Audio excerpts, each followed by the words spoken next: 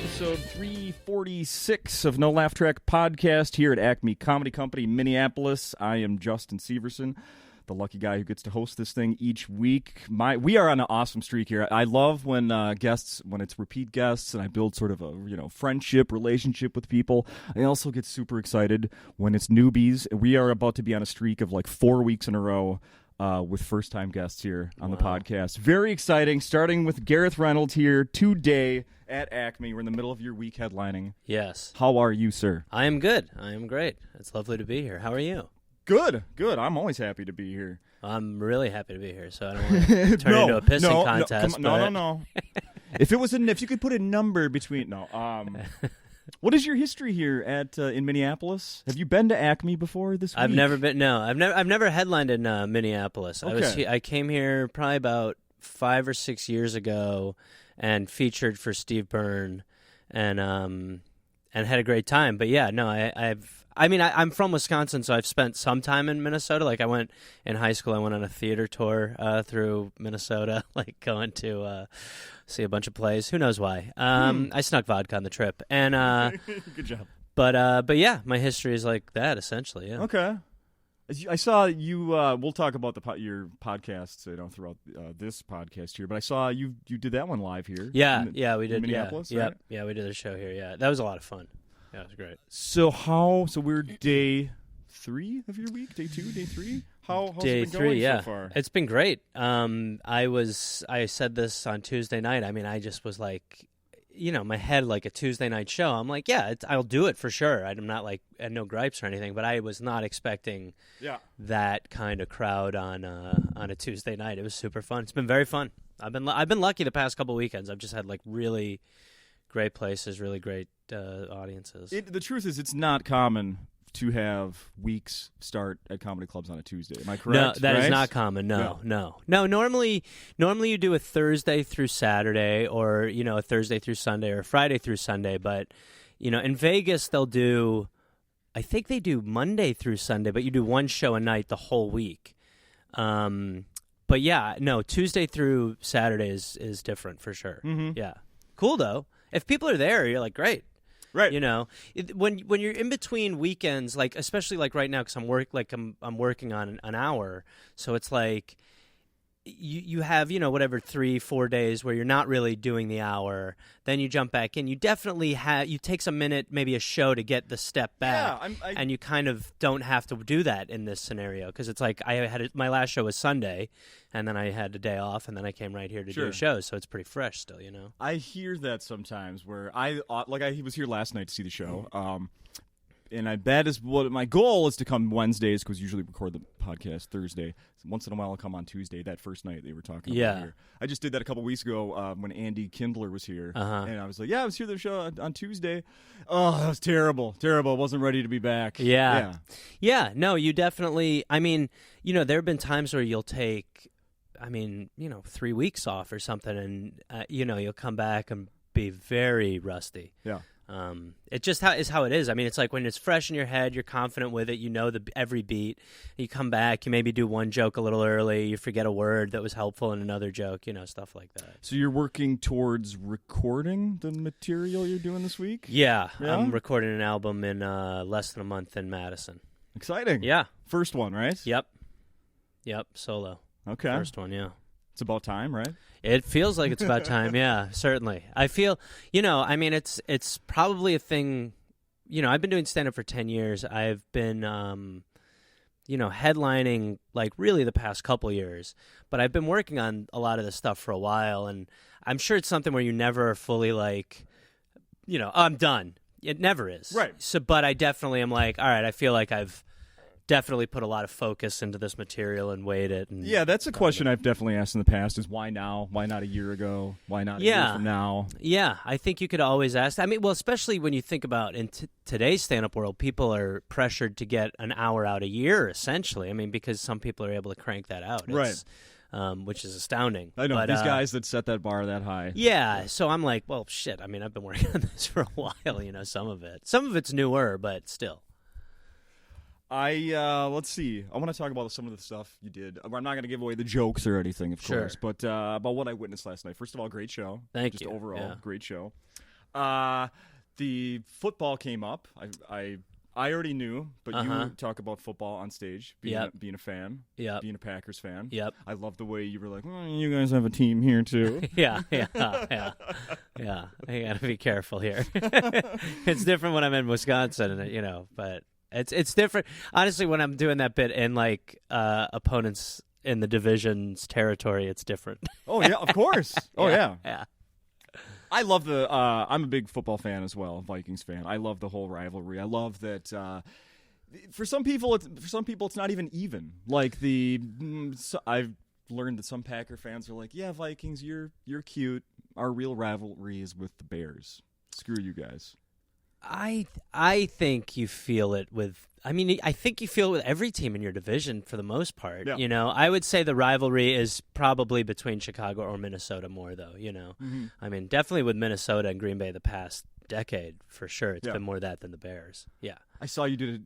I read somewhere you got to do a tour of the stadium, our Viking stadium. Yeah, right before it opened. Like when it was pretty much done. When they were just kind of ripping tape off and finding little spots to fix. I went around and it was amazing. It really was. I was like, and I had to wear a Vikings hard hat, and I was definitely like in enemy territory, but I was like, this stadium is crazy. Yeah. Yeah. It's amazing. I have a job over there. We're up and down the stairs. Cold beer here. Oh, really? Yeah. Oh, that's great. Yeah. What a great way to watch. You're able to watch the game kind of, right? Mm-hmm. Yeah. Yeah. Yeah. That means I'm not making money in those moments when I'm watching. Yeah, well. But, it's fantastic. That place is too big, in my opinion. Is it really? Yeah, too big. Yeah. Too big. I was just back there within the last week for a yearly rehire training thing. You walk in, and it's been open, 3 seasons now? And you walk in, or 2 or 3 seasons, you walk in, and they're like, yeah, you're in the blah, blah, blah club is your meeting. I don't even know where that is. I had to follow people to find out where. It's like a city inside Do you think that regular fans think it's too big? I don't know. Yeah. I don't know. I try to actually. That's a good question. I try to ask people that. Try to get there. They're just so blown away to be there. I think. Yeah, working there's a different, perspective. Well, when you think of what the Falcons Stadium did, is they have this huge, they have this enormous new stadium, but they charge their concession fees are reasonable. Yeah. That to me is if you open one of those big fuck off Coliseum things, it's if you still have cheap food and you're not playing to millionaires, then there's I'm like, all right, then I'm into your stadium. Oh yeah. And that's sort of my opinion of it's so fucking big because it's there's so much catering to the people or the parts of the stadium that the normal fan will never see. Now they're they cater to how to not pay attention to the game more. You're it's really the way that they're we have Wi-Fi. It's it sucks that you have to really make that an important feature of people should not be looking at their phones. Obviously I do stand up and hate the phones because of people check them too much, but there is. It's when you go to some of these bar, the fact that they have a bar in the stadium is kind of crazy. Trust me. They have bars outside. When people come up, lots of them. I do the same job all around town at all the venues, and when people come up to me where's the bar here? Did you buy a ticket to come in here? There's actually event. There's an event going on. They just want the hard. Could be in front of you. They just want the hard sauce. Yeah. That's really what it is, right? Uh-huh. So if you could have a Jack Daniels guy going around the stadium, but even just saying that, it would be a nightmare. Yeah. Oh yeah. The Jack Daniels guy, you'd be like, oh god. Uh-huh. This guy next to me is on his 4th Jack Daniels guy. Jack guy. There might be, besides of corporate greed, there's also a reason why the alcohol is so expensive at most of these places. It's to slow you down a little. Yeah. Yes. People, when I went to a Brewers game when I was a kid with my dad, and I think it was probably the first time I went to County Stadium, which is the one we had when I was a kid. Yeah. And there were these guys. I was probably 6, and there were these 3 guys in front of me just getting shithoused. And it was started I could as a child even feel the energy and be like, this is uncomfortable energy around me or whatever. And my dad could sense it, and he was he a drinker? Your dad drinker? No, not really. No, certainly not like some of the people at County Stadium. Right. And all right. And so he's kind of it's okay, and he's kind of being demurring and all this. Sure. And then one of the guys in front of us just pulls his shorts fully down and his ass is out, so he's naked from the waist down. And that's when my dad was sort of like, yeah, it's time to panic. It is definitely time to be like, this is not normal. bleacher seats that day? Oh man, That's when things got crazy. Probably, yeah, probably. Bleacher seats. In fact, I used to go on a tour with a group of baseball fans. We'd go because I've been to County Stadium, I've been to Miller Park, where they play now, the old Tiger Stadium. And I remember one year they were selling like slushy, like rum drinks. One of the vendors was selling rum drinks in the stands at County Stadium, and people were vomiting near us by the time we left.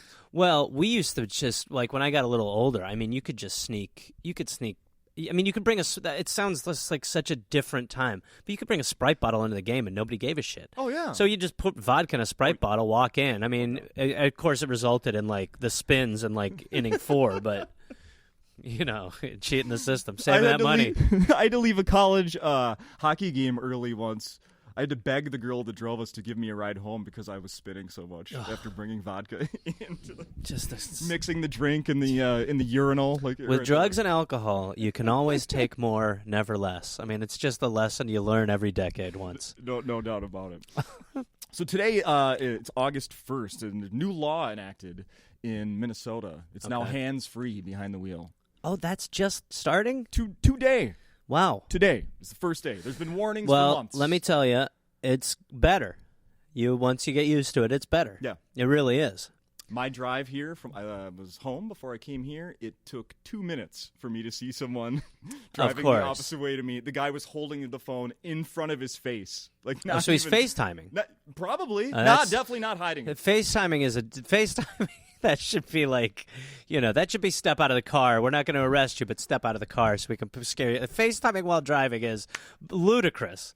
Like, phone is, I mean, like, look, we can all pull it off, but it's safer to not do that. Mm-hmm. Texting's pretty nuts. FaceTiming is like, well, why don't you just watch fucking TV? Why don't you just watch Game of Thrones while you do this? Right. Just drive and just be like, oh, my God.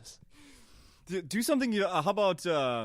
what's that quiz thing in the evening? So you'll do something really interactive. Even you're watching the video, or the questions you're getting at. Just go all out. Yeah, or maybe it's a job interview.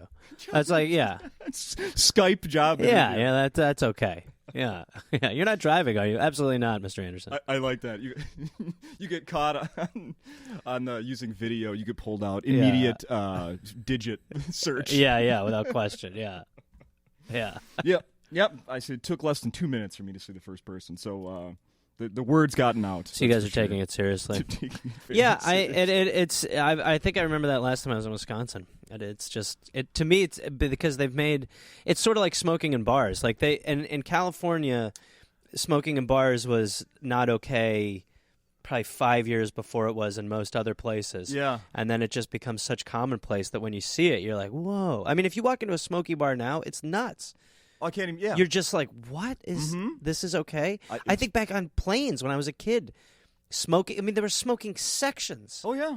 Which is, on a plane, is so ludicrous. I remember. Smoking, like, don't blow it in the non-smoking section. It might go there. It's smoke. Can we open a window? No, don't touch that. Don't touch the windows. No. Don't touch the windows. Shopping malls, I remember, would have ashtrays at the bottom of top and bottom of escalators. Man, we loved cigarettes. We had a really good cigarettes. I mean, it was a great run. Oh yeah, I was even rocking the Juul for a minute because I've been on and off cigarettes for a long time, but I'm off, and I've been off for ages now. Good. But so I dipped back into because there was like the Juul thing. I was like, ooh, that seems kind of interesting. And I got into that for a minute. But that's just weird and not okay in its own right. This was just a few earlier, like this spring, I was working with a couple friends of mine that have kids. Both of them have kids that are like, preteen? Like 13, 14? They're Juuling. Both. Yeah. Both had stories. Oh, yeah. They're at different schools in the Twin Cities, but the exact same stories of every kid hides in the bathroom, the girls' restroom, the men's restroom, and they're doing drooling, vaping, drooling between every class. Yep. Yeah, that's why it's bad. Yeah. These sons of bitches who are in charge of lung intaking really keep finding new ways to do it. Mm-hmm. I mean, the way now that they're like, hey, all right, we're just slowly slipping into the next era of lung cancer for you. Yeah. But it tastes like creme brulee.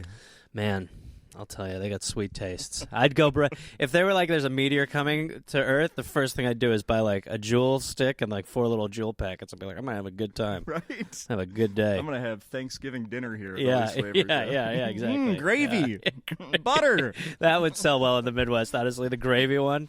For sure. Hit the gravy pipe. This one just tastes like salt. Yeah, it's bad gravy. And even to tie this in, let's tie this into something that happened last night. It's part of your set right now, obviously. And again, I don't want you to go over the 10, but you do 10 things of new kind of social media rules that you've come up with. Yep. And you asked the crowd, I thought this was amazing. You asked the crowd, is there anyone in here that is not on social media? And one person did speak up and is off, and he told the crowd he used to be on, what do you say, Snapchat and everything. He was very addicted, Yeah. How often does it happen that you ask the crowd? Is there always someone in the crowd that says, "Yeah, I'm done"? No. There are definitely a good amount of shows where nobody is not on social media. Yeah, where everybody's on it, and what you notice is that people who aren't on social media raise their hand to communicate it. So there's some like discipline there that maybe social media kind of frees our brain to be like, I can shout what I think whenever. Whereas these people are like, you can call on me, I am not on it, like kind of a little old school. But yeah, no, and that's what the rules bit is kind of about, is just about like the way that, how we are, which is just far, far too into our devices and arguably to the point where, potentially they need to go. Yeah. Which is what I believe. How often are you using stuff on social media? Well, it really depends. I mean, when I'm with people, I'm certainly not on my phone. Like if I'm talking to someone or if I'm out, I definitely view time with a human as more valuable than time with my phone, which can be any time. Yeah. I have to be on it I was actually just talking to a comic before I came here, and I was sort of saying the same thing. Like, I would really rather not be on it. I would not find much use for it if I was not a comedian, if I did not have stuff to promote, which means I sort of have to be on it. Yeah. Which leads to I am on it. I'm definitely not on it at the rate that most people are. But yeah, I check social media multiple times a day. I've come up with so many. When I'll you self-analyze, you're like, oh, fuck. Yeah. Here I am catching myself doing that freaking stupid scroll. Yeah. What am I looking for? I don't know what the fuck I'm looking for. What am I looking for? It's a great question. What's at the bottom of this Facebook feed? Yeah. Just more Facebook feed. Yeah. That of meaningless, useless shit. Well, Facebook is in particular the worst because of the practices of Facebook. I mean, they own Instagram, but the practices of Facebook really, really are insane. Yeah.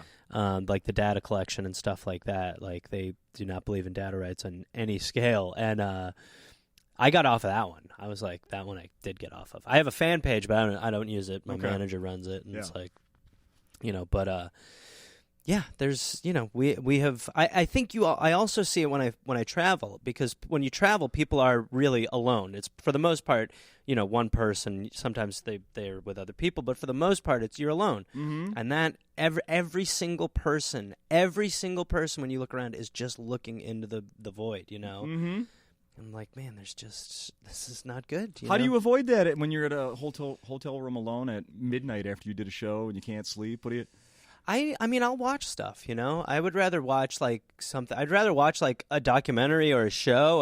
I would much rather do that. I feel much more engaged about that. I've tried to start reading more, like I have a dream that what I'll do is every time I want to check my phone, I'm just going to start reading again and see what happens how fast I get through books, because, a way to sort of shake that impulse. It's like carrots for cigars or something. Did you travel to Minnesota with a book? Yes. Oh, yeah. With a couple books, yeah. Okay. A couple? Mm-hmm. Oh. Yeah. For sure. Okay. But now, have you asked if I read any of them since I've been here? That's a better. Set you up for that. That's a better question. No, you're looking good in this scenario. Let's just say I've got 2 books, and they're the Bible and the Book of Mormon in the hotel. There you go. Compare and contrast. I'm going to do a book report. Yeah. Absolutely. Yeah. That's great. I found some information about you online. True or not, your birthday is November 27th. That is true. Mine too. Oh, is that right? Yeah. Oh, wow. Get out of here. Yeah. Yeah, it's a weird day. Uh-huh. Because it always sort of lands Thanksgiving, but not Thanksgiving. Sometimes before, Thanksgiving. sometimes after. We've had a couple of Thanksgivings. Oh, in day the of? past. Yeah. For sure. Which is an interesting day. Uh-huh. Yeah. Yeah. Look at us. I think it was on your website, in your old California driver's license. Is that where I saw it? Some website knows? has it posted. That's good. Driver's license. Your address is blocked out. That's good to hear. But not the city or your birthday. The year was, but not 11/27. Do I have crazy hair in the picture? Yes. Okay. Well, that's a wig, and that's why that's out there. Okay. And I'm not at that address anymore, so that's the good news. I'm sure. Yeah. We're supposed to believe that. Go there. Speaking of that, Doug Stanhope, I just saw him post something on Twitter like a week ago with his full address. On purpose? An accident. I don't know. Couldn't be on purpose. He apparently did something, upset people at Caesar's Palace and all the hotels they own in Las Vegas. Oh, Doug Stanhope, right? Yeah, right. They sent him a letter saying you're banned. You can't. You're not welcome back. Right. And he posted that letter, and it has his full address on it. Maybe it's an old address. I would imagine. I don't know. Oh boy. Is the letter old? I don't know. Is that a story that's been going around forever? Am I just catching on it now? I thought the deal with that story was that it happened a while ago. It's possible. And it was just being re-brought up, but I might be wrong. Okay. I might be wrong. I that's mean, possible. there is. I remember I posted something once where I posted like my Lyft driver's name because it was like whatever. It was like dildo or something. Or Bong. I had a driver named Bong once. That's what it was. And I posted, like, look at my driver's name. And someone's like, is that your like intersection right there? And I was like, oh, shit. Just staying with a friend. I was like, yeah, no, that's my friend sent me that. It's his thing. Don't come there. I'm not there. Fuck off. It's a restaurant. Yes. It's a Sbarro. Go away. It's a Sbarro. Yeah. Oh, that's fantastic. You're from Brown Deer, Wisconsin. Yeah. Population of? Oh God, I have no idea. I mean, I have no idea. You have no idea? It's not huge, but it's in Milwaukee County. If I guess, I'll be an idiot. That's fine. Yeah. So this is going to lead to something here. Do you often tell people I'm just from Milwaukee just because it's easier? Yeah. Yeah. Right. Yeah. Unless somebody wants to be regaled with the great story of how brown deer got its name, I say I'm from Milwaukee, which is one day a deer jumped through a bar window. And that's how they came up with it. And the deer was brown. It's a good ending. Yeah, it's a fascinating story. The suspense. Yeah, to find out if that deer actually it's was like an brown. M. Night Shyamalan. In a strange twist? There's no twist. There's no twist. It's straightforward. The twist is there's no twist. A thing I'd like to do is I'll look up stories, news stories from people's hometowns. Okay. All right, you ready? Okay. Yeah. Brown Deer, Wisconsin. I want your thoughts on this one. Are these recent? Yeah. Okay. Oh, yeah. Okay. Yeah. Okay. It's not fair to You're go not going to back. be like do the Dahmer stuff or anything. Yeah. Okay. No. Okay. We're not going back that far. Okay. No, this is very recent, within the last month. Okay. All right? I did have to dig a little. Here we go. Brown Deer, Wisconsin. An assistant manager at a family dollar store has been cited for pulling a handgun on a customer. Oh, my God. Yeah. Brown Deer police say it happened when the customer tried to return a pair of pants for a refund. Tempers flared. Police say the assistant manager drew her gun. Wow. The assistant manager has a valid concealed carry permit and tells police she carries it to work, especially when she closes alone. Family Dollar says the company has no weapons policy. She was cited for disorderly conduct. Good Lord. There's so much that is crazy about that. I mean, I'll go with one. Pants at Family Dollar. Pants at the family. Yep. Pants at the dollar store. They're edible, I think. They're edible pants. But I also can't believe that, like, it is, it's crazy. Like, I'm not saying, I think people definitely should have the rights to bear arms, but it is crazy when it's like someone has a gun on them at work and the company's like, yeah, we don't care. I'm just like, that seems like crazy. Isn't there a step in between where it's like there's a security guard or like there's some version of this where someone doesn't have a handgun on them? You know what? We have no opinion on this. Yeah. And if it's a dollar store gun, then it's probably you can have those. You can have a family You can have like a Family Dollar store gun because those don't work. Right. They just shoot little discs out, that like little frisbees. A couple will shoot out, and then it jams. That's well. I think we're familiar with the same firearm. We're talking the same gun, same pistol. God damn it! 2 are jammed in there. Oh, it shot out. 3 are flying. Yay! Right. And here's the other shock and awe. And the other thing, like, if you're bringing, you have this job, you're assistant manager at Dollar Store, you're bringing a gun to protect yourself because of who may be coming in there. How much money is in the till? Yeah. What are you protecting? Yes, and you should be able to protect yourself. I'm just like the dollar stores shouldn't have dollar security. Right. Like they should have actual like a system where it's like an employee isn't like, I need my gun because someone might try to angrily return pants again, which happens every week here. Because our pants are edible. I had no idea. You can eat them. It makes me want to check dollar stores here locally and see exactly what that is. I think avoid them. I think from what I've heard so far, don't go to the Brown Deer location. Without protection. Yeah. At least. Absolutely. We need to spend some time talking about your very popular podcast. Well, you have 2 of them, but let's start with the Dollop. Yep. Yeah. Yes. Congrats on your very successful Get podcast. It right. There it is. You know what I'm trying to say. Yes. Thank you. Thank you very much. Yeah, it's great. I'm very lucky. How you guys are on? How many? Like this is 346 for me. You're in the 300s, 400s. I honestly, I think we're in the 300s. Yeah. I might be wrong. I could be wrong, but I think we're in the 300s. And for the one person that's listening to this podcast that hasn't heard yours, it's a history podcast. Yeah. You are not the expert. And by no means. Go ahead and say exactly what it is. You and Dave Anthony? It's myself and another comic named Dave Anthony, and basically every week he prepares a story from American history, for the most part American history, that is insane, based on a wild character or an era where something is legal that shouldn't be or something is illegal that shouldn't be. Just crazy, crazy, crazy stories. And he prepares this story and then he tells it to me and I go in cold. I have no idea what the story is going to be. And then we just kind of, make jokes and have laughs. And, the stories are pretty wild. Has it ever been your job to bring in the stories? Yes. We've done a few of those. We've probably done about 8 or 9 where I've done it. And he's the one coming in. And he comes in cold. Yeah. Okay. Yeah. How do those go? I've heard the show. I've not heard those. Yeah, they're good. They're good. I mean, I think because I do so few of them, I really, take my time to get them. I have a luxury of time that he doesn't have necessarily. So I take my time with them. But yeah, it goes well. I mean, there is this sense of gamesmanship as far as it is fun to tell your friend a crazy thing that they're going to freak out over.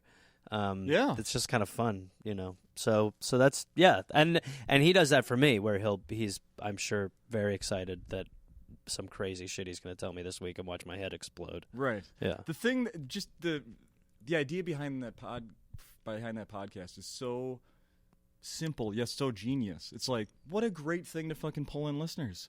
History, people love history. People love comedy. Yeah. Put the 2 things together, peanut butter and jelly. I love it. Yeah, it happened very organically. So we were very lucky that it just kind of all matched up really well. You were filling in for somebody? He had another podcast, and I had been filling in for his co-host for 2 weeks. And I was going to fill in again, and when I went to his place, he's like, "No, we're going to do this other one that I have," and it was the Dollop, and it's just but he was going to rotate guests on that show. Oh, I see. Okay. And then once we did one, he was like, "All right, I think this has got a pretty good vibe, so let's stick with it," I think you have the perfect lack of knowledge.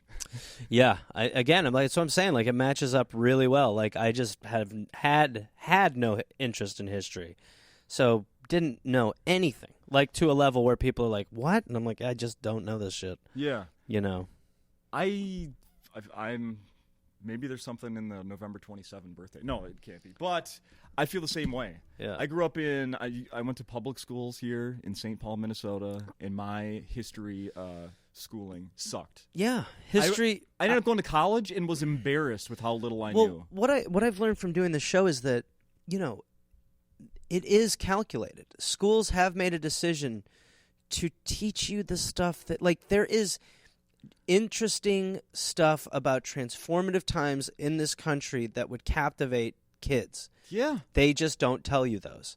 So all this history that they feel is important is just it's not interesting. Yeah. We could have skipped over 6 months of gross domestic product of blah, blah country. Dude, George Washington died from bloodletting. Andrew Jackson hid cheese in the White House. There is interesting shit out there that would blow kids' minds. That's honestly a lot of history teachers of college or of high school or even lower are like, I'll play some of your episodes for kids in my class. I was going to ask you that.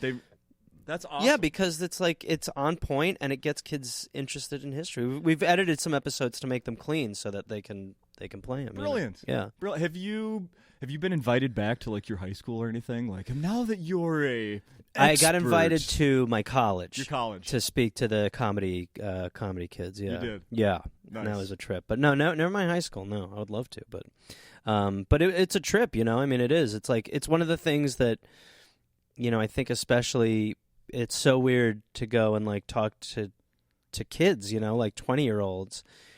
And I just think back, it's so visceral to when I was that age, had the same kind of tell me the plan, and the only answer you can really give is just work hard and try, and that's as good of a plan as you can have, Mm-hmm. And but it's a trip. I mean, it's one of the things when you get older, you're you don't have your youth anymore, but now you have a lot more cool experiences and you have a lot more access to stuff, and Mm-hmm. It's a trade-off. Yeah, something to fall back on. Yeah, absolutely. And you, the success of that podcast, you get to see the globe. Yeah, touring and doing live shows. Yep, I'm so jealous. That's got to be incredible. Yeah, well, I'm very lucky again. I mean, truly. The truth is that for the most part, you don't get to see too much. Oh, because you're in and out? Yeah, here's where you need to be, do the show, hit the road. Yeah, I mean, in Australia, when we go to Australia, we pretty much, this last time we were there last year, we took 3 days in between and just did one show, and we were at the beach, and it was unbelievable. But for the most part, you fly every day and do a show every night, and so, you see the hotel. You maybe see a little bit of the area. Your passport looks cool. Passport looks cool, but they don't stamp it anymore. What? Yeah, they're stopping stamping. Is there some counterfeit stampers or something? I don't. It's all going digital now. It is. It bothered me. I was like, "There's something nice about those stamps." Mm-hmm. You felt proud, but yeah. But it is awesome. I mean, even when you're just being. Even if you just have an hour and a half or 2 hours after a show to kill and you go to a different bar or whatever, it is fun. Yeah. Very lucky. And I know you get to cross paths with a guy I haven't seen in years, but I'm very fond of, Wil Anderson. Yes. Tremendous gentleman. We think we call him the third co-host. Okay. Because he fits in so well. He's so great. He's been on this podcast 3 times, but it's been years. Yeah, he hasn't been back. He is awesome. I love. Yeah, he's got really he's got a really good gig in Australia. I mean, he's got his show is extremely popular. He does morning radio. He's the biggest comic there. You walk around with him there, and you are I get why you'd stay. But, okay. He's got. Is he doing TV right now? Yeah, he's got his show called The Gruen that is sort of like a daily-ish show that he does there. But it's very popular. I mean, every time they do it win the time slot, all that stuff. So. Oh, yeah, he's fantastic. Yeah, he's so fast. I mean, he really is he's a guy that I've probably talked to more via microphones than actually in person. That's where we have long conversations. We just record them when we see each other, but he is special. Yeah. Yeah, and very cool. I remember very he was here cool. in a leather jacket, black leather jacket, and wears it well. Yes, right? Yes, cool dude, absolutely. Did I see you're going on another tour with the podcast soon? Yeah, we're going to Europe in the fall. We're doing England, Scotland, Ireland, Sweden, Denmark, Amsterdam, all those places. Maybe some more. Yeah, crazy. And I listened to you on a couple different podcasts. Two of my... I'll just say it. The Crab Feast, which doesn't exist anymore. Yep, sadly. Long time, one of my favorite podcasts. Yep. And and I listened to 2 of your episodes, Okay. which are fucking. If you're listening to this right now, finish this episode, then go download Gareth's episodes of the Crab Feast. They are fucking phenomenal. The stories you told on there. Well, that's Holy good. Shit. Holy shit. Yeah, I've said some stuff. The Michael Winslow story. Yeah. Dressing up for kids' parties. Yeah. You appeared in a porno. Man, hearing them back, they're pretty good. Uh-huh. Yeah. Speaking only, but yes. You don't need to add that. You appeared in a porno. That's right. And British citizenship. Yeah. That's legit? Yeah. Yeah, that happened about a year and a half ago or so. Yeah. What changes in your life when you become a citizen of both the United States and... Well, I don't know if you've done research on our countries lately. They're both in interesting spots. So, part of well, my mother lives in England. You're a big Boris Johnson fan? Oh yeah, love him. He's a great guy. Good calls. But my mother lives there. My whole family lives there. It was partially that I wanted.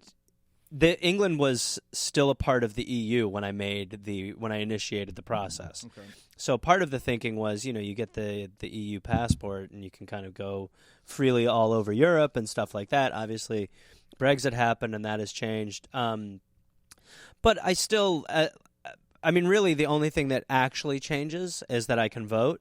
And that I can, the lines at the airport when I go to England are much better. Oh, okay. Like I land and I'm like, it's like 5 minutes as opposed to whatever it used to be. Okay.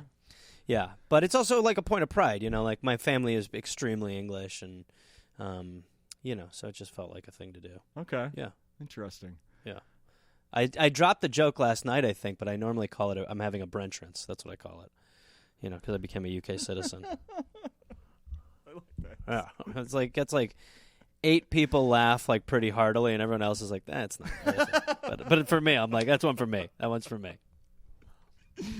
So my first, when I picture little kids in England, or in London or England, and my memory, like I just go back to kids from the first time I saw a performance of Oliver Twist. Mm-hmm. That's what I see. It's fair. Is it fair? Yeah. Yeah. Yes. For a while, it was really fair. Until like 10 years ago, it was like super accurate still. Yeah. No. Now now they're like kids everywhere else. They're just spoiled little shits who want to look at iPads. Okay. But for a while they were like, "Could I try some more of that sweetie?" And you'd be like, "Well." Adorable. Yeah, I love that. Yeah. The Also, I saw that you have background in improv, right? Mm-hmm. And that is clearly evident in. Here's something obviously fans of your show know. That is got to be a key to the success of the Dollop. How you guys can do do these history things and then kind of like get into a character. Like, oh, now we're portraying these people. Yeah. So good. Really. Thank you. Really I mean, yeah, it does. I mean, when I was in Milwaukee, I didn't really know what the hell I wanted to do. But the second I found out about comedy sports, it was like I had a place. And like I went there and I would watch these guys, who were older than me perform for, like 300 people. And I was just like, this is unbelievable. Yeah. That's what I want to do. And that's kind of where it sort of clicked. And so improv from then on was something I did for, 20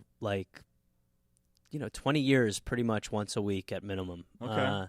And then stopped when I got a little bit more into stand-up. But, all the stuff about, like, in serious improv, like Harold long-form improv, making your characters distinct and how you kind of talk to each other to keep the conversation in an interesting way. Like, it's all stuff that you're kind of trained to do. And then so when it came to the podcast, which is just rich with, crazy characters and crazy situations and facts, it's just like where my mind goes. My mind just, is like sees a person or like here's what a person should sound, whatever it is, it's just like, There's just like a lot of windows for comedy and jokes. And it definitely plays very strongly into improv, if you have that skill, it's like great. That's why Wil is so great on the show, because Wil's mind is also so fast as far as like jokes, setups. He sets you up so much on the show. So yeah. Did you ever have maybe you have I apologize if you have like a well-known story about this, or I have no idea. Saturday Night Live, is that ever something you wanted to do? Like, that's where I see myself when I'm... Totally. That was something I wanted to do for a long time. Did you ever do audition? I did. You ever get that one close? time. You yeah, did? Yeah. Okay. One time I did. Not too long ago. Probably about 6-ish years ago, something like that. But I finally was like, I mean, it's like American Idol essentially. There's a lot of talented people, but yeah, it is what it is. I mean, I don't know what they look for, but I didn't have it. Yeah. But always, I still was like, in my life have done a lot of sketch and love sketch and all that. So, and that show is still, I mean, I know people shit on it. I still think it has pretty good attributes. I mean, that show is still pretty hard to do and pretty funny at times. Yeah. Oh, no, I agree.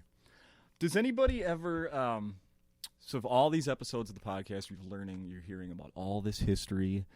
Do people try to quiz you on stuff, like, to get you? Like, well, you should know about this. You talked about it. Or, hey, do you get called out for not remembering? It's or not knowing? even that people are, like, trying to hold my feet to the fire. It's that someone will be, like, have a favorite memory of something.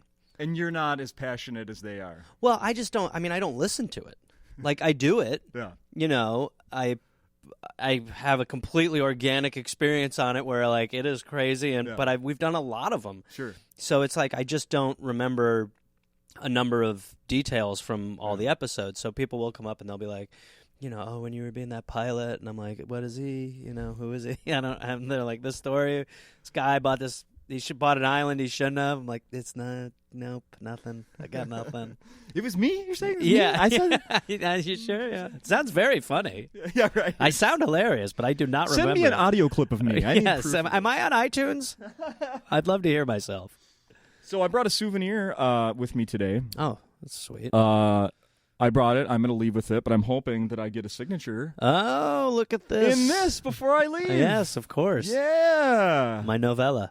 Your novella. Yes. I brought in, because we have no video currently, it's a book called The United States of Absurdity. Yes. Untold Stories from American History by Dave Anthony and Gareth Reynolds. Yes. What, 2 years old maybe? Year and a half? Year? No, older than that. Probably 2.5 years. I actually went out with the publisher of the book last night. He moved here. He's quit the publishing business, and it was the first time where I was like, how did it do? But he's like, did pretty well. I was like, okay. Huh. Well, because we just have no clue how it did. Uh-huh. But yeah, I mean, it is, it's a crazy thing. If you, if you had told, like, history teachers of mine in high school, I will have any part of a book, will have written a book about history, their heads would have popped. Yeah. Yeah. So, I have daughters that are 11 and 13. Okay. At what point can I give them this book?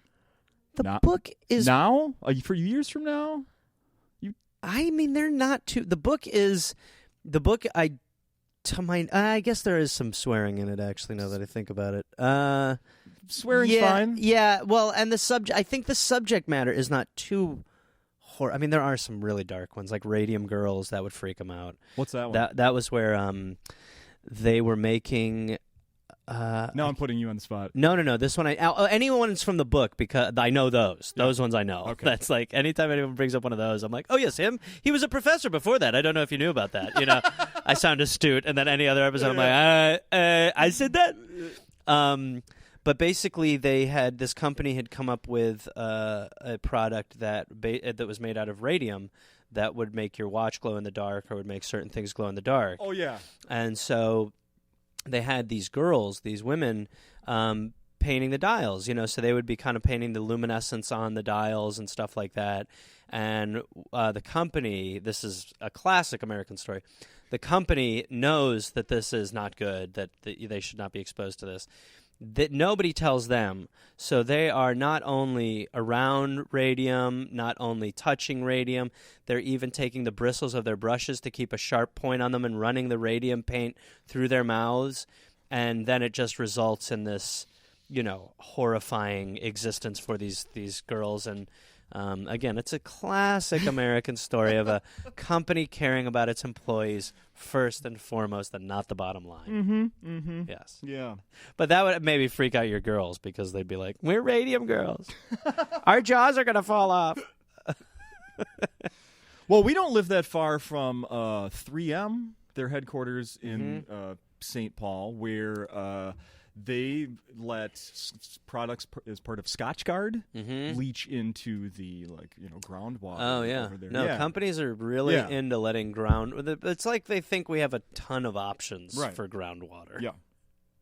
There's just one of the stories out of the book. I'm glad you. Oh, there's Radium Girls right there. Yeah, they're there. 1917 to the 1930s. Yeah. There was another one in here that I have a special interest in. I just want to bring that one. Oh, first, 10-cent beer night kind of goes in with what we were talking about earlier, by the way. Yes, indeed. But Lenny Dykstra. Oh, yeah. His nightmare it continues. The nightmare that is his life continues. Yes. Did you read his book? No, I did not. I did. Oh, God. Yeah, he follows me on Twitter. I think he does? Yes, I think he knows because enough people have tweeted at him that he knows that I've talked about him, and so he's like, oh, he's a fan, but he doesn't know that the whole time we were just like, this guy's such a shithead. Yeah, what a monster. Oh, yeah, Lenny and his teeth. There is, he should be a cartoon. I mean, he is nuts. Have you heard him on Howard Stern? I don't think I have, no. Oh. That's yours. I'm giving you an assignment. Okay, yeah. YouTube, Lenny Dykstra and Howard Stern. Okay. His appearances. Oh, I can only imagine. How he flirts with Robin. Oh, God. Come eat your pussy. Oh, my God. He can barely speak because all of his teeth are missing. So he has a dog time or enunciating words. Oh, it's unbelievable. Nails. World Series hero Nails, Lenny Dykstra. That's right. Yeah, Nails. Yeah, people don't know about him. I pick up a copy of this book. Do the YouTube search I just suggested. Yeah. Well, listen to our episode too. I mean, there's stuff in there that it's like he is dead set on starting it would be like he starts a magazine as everyone is like, oh, publishing is faltering horribly. Yeah. He's like, I think it's time. Mm-hmm. He would invest in Mad Magazine right now, even though they'd announced that they're folding. Right, yeah, right. Yeah, exactly. Yeah, for sure. I think I've taken up enough of your time here. Is there other stuff? I mean, I have a million things. I want you to come back soon because I have a million things I want to talk to you about, but we shouldn't go too much longer here. Yeah, you can listen to the Dollop. I am a touring comedian. Let's mention your other podcast. Yeah, I have a podcast called Point versus Point, which is a lunacy weekly debate show that I wouldn't even say weekly, most weeks. That's some people really, when they like it, they love it. And it's kind of a current event. Yeah, it's essentially. I mean, it's a sketch show, is really what it is. But it's myself and my writing partner have a podcast where we play he plays a guy who's obsessed with the news but is also quirky, and I just play a guy who does not want to be there for whatever reason. We're paired together in this world, and we do cover current events. He'll read a story, but then the show has sort of bizarre plot lines and one-off episodes where it really never is about the news or the story. Okay. For the most part, it's always just kind of like right now on the show, what happened was he had amnesia, and I liked that he had amnesia. So when he got his memory back, I beat him up, so he got amnesia again. Then he remembered that, and then he beat me up, and now I've had amnesia for 2 months, and so he's able to do the show properly because he's lying about who I am to me. He's like, no, you really just sit there and be quiet for the most part. I'm like, okay, great, cool. So it's nuts. And then the podcast, the Dollop podcast, is on tour. You can go to dolloppodcast.com, and there's always tour stuff. We're doing a lot of dates in the fall. And coming up. So how about after the shows here at Acme, because this will be available today. Okay. You're selling, glad handing after shows, shaking hands, pictures, selling anything? Yeah. Sell posters with a quokka on it, which is my closing joke is about these animals in Australia that are called quokkas that are amazing in many ways. And how do you spell quokka? It's Quokka. Yeah, they're adorable and insane. And I sell those, and then I just stand out there. If someone wants to say thank you or a good show or say nothing, whatever, I'll stand there and take it. Yeah, right on. Yeah. I think that's it. I think we did it. Great. People do all that stuff. Follow you on social media, as we talked about. Yeah. We love social media. Get At those Reynolds dates out there. Gareth. That's right. My cat, he's on social media Jose. too. Jose from the Dollop. That's him on Instagram. Uh-huh. So, normal stuff. Yeah, right. Right. Normal stuff. And from what I gather, you get a lot of tweets with pictures of cats asking if this is Jose. Yeah, I have a fun little game where people will send because my cat gets like fat shamed because he's kind of fat, and so people like make fun of him a lot, and so then people will just send like horrible pictures of animals, or like they'll send a rhino and be like, "Is this Jose?" You know, and then I play my part where I'm like, "No, you son of a bitch." So, that is good use of Twitter. that truly has actually become the only thing that I really enjoy doing. It's either that or I'll just like tweet about how much I hate Joe Biden or something like that, and then but that doesn't. Everybody's just like, shut up, you don't know anything. The Jose stuff actually brings a little joy, which is better. Jose bringing joy. It's my fatty. There we go. Thank you. Thank you, Gareth. Appreciate it. Bam.